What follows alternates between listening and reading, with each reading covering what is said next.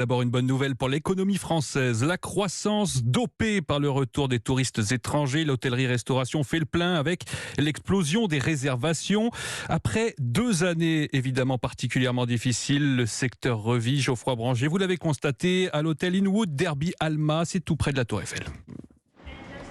Bagage sur le dos, Marvin et sa fille viennent de rendre les clés de leur chambre. Une première dans la capitale pour ces deux Canadiens, ravis de leur séjour. C'est une ville superbe, j'adore son histoire. Dans cet hôtel qui affiche pratiquement complet, environ 80% de la clientèle vient de l'étranger, et notamment d'Amérique du Nord. Ce n'était pas arrivé depuis le début de la crise sanitaire.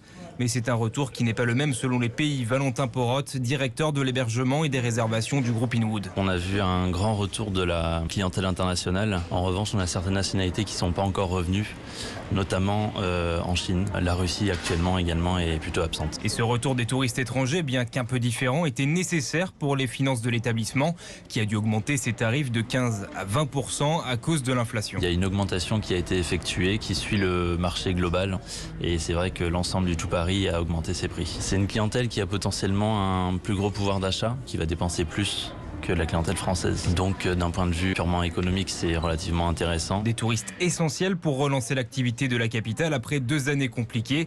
Les réservations en restaurant ont par exemple augmenté de 32% par rapport à l'an dernier entre mi-juin et fin juillet. Reportage de Geoffroy Branger du service économie d'Europe 1.